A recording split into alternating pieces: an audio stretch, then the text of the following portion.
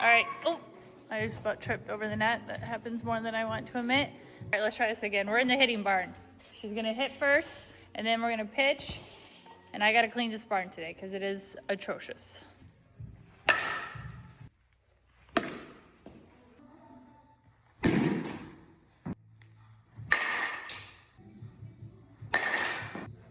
Pulling everything because everything is here and you're going here. This back leg you have staying, you gotta drive. Right, little rant about pitching because a lot of you guys ask about how hard she throws. A no speed check right now. So I am not checking her speed even when she asks. And I'm like, I don't know, it's like every 2 months. yeah.